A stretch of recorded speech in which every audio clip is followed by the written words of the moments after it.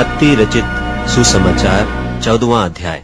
उस समय चौथाई देश के राजा हेरोदेस ने यीशु की चर्चा सुनी और अपने सेवकों से कहा, यह यूहन्ना बपतिस्मा देने वाला है, वह मरे हुओं में से जी उठा है, इसीलिए उससे सामर्थ के काम प्रकट होते हैं। क्योंकि हेरोदेस ने अपने भाई फिलिप्पुस की पत्नी हेरोदियास के कारण यूहन्ना को पकड़कर बांधा और जेल खाने में डाल दिया था, क्योंकि यूहन्ना ने उससे कहा था कि इसको रखना तुझे उचित नहीं है, और वह उसे मार डालना चाहता था, पर लोगों से डरता था, क्योंकि वे उससे भविष्यद्वक्ता जानते थे।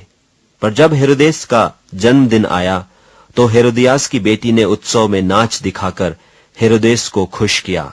इसलिए उसने शपथ खाकर वचन दिया कि जो कुछ तू मांगेगी मैं तुझे दूंगा। वह अपनी माता की उस्काई हुई बोली, यूहन्ना बपतिस्मा देने वाले का सिर थाल में यहीं मुझे मंगवा दे। राजा दुखित हुआ, पर अपनी शपथ के और साथ बैठने वालों के कारण आज्ञा दी कि दे दिया जाए, और जेल खाने में लोगों को भेजकर यूहन्ना का सिर कटवा दिया, और उसका सिर थाल में लाया गया और लड़की को दिया गया, और वह उसको अपनी मां के पास ले गई। और उसके चेलों ने आकर और उसकी लोथ को ले जाकर गाड़ दिया और जाकर यीशु को समाचार दिया। जब यीशु ने यह सुना तो नाव पर चढ़कर वहां से किसी सुनसान जगह एकांत में चला गया, और लोग यह सुनकर नगर नगर से पैदल उसके पीछे हो लिए। उसने निकलकर बड़ी भीड़ देखी और उन पर तरस खाया, और उसने उनके बीमारों को चंगा किया। जब सांझ हुई तो उसके चेलों ने उसके पास आकर कहा, यह तो सुनसान जगह है और देर हो रही है, लोगों को विदा किया जाए कि वे बस्तियों में जाकर अपने लिए भोजन मोल लें।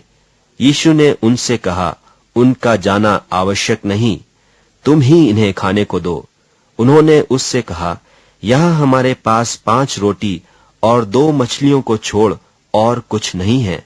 उसने कहा, उनको यहां मेरे पास ले आओ।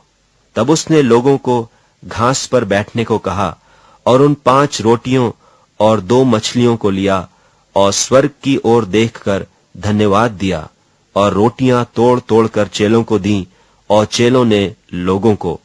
और सब खाकर तृप्त हो गए, और उन्होंने बचे हुए टुकड़ों से भरी हुई 12 टोकरियां उठाईं, और खाने वाले स्त्रियों और बालकों को छोड़कर 5000 पुरुषों के अटकल थे।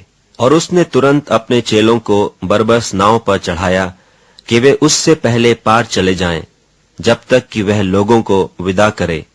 वह लोगों को विदा करके प्रार्थना करने को अलग पहाड़ पर चढ़ गया, और सांझ को वहां अकेला था। उस समय नाव झील के बीच लहरों से डगमगा रही थी, क्योंकि हवा सामने की थी। और वह रात के चौथे पहर झील पर चलते हुए उनके पास आया। चेले उसको झील पर चलते हुए देखकर घबरा गए और कहने लगे, वह भूत है, और डर के मारे चिल्ला उठे। यीशु ने तुरंत उनसे बातें की और कहा, ढाढ़स बांधो, मैं हूं, डरो मत। पतरस ने उसको उत्तर दिया, हे प्रभु, यदि तू ही है तो मुझे अपने पास पानी पर चलकर आने की आज्ञा दे। उसने कहा, आ। तब पतरस नाव पर से उतरकर यीशु के पास जाने को पानी पर चलने लगा, पर हवा को देखकर डर गया, और जब डूबने लगा तो चिल्लाकर कहा, हे प्रभु, मुझे बचा।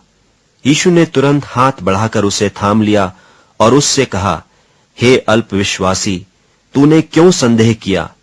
जब वे नाव पर चढ़ गए तो हवा थम गई।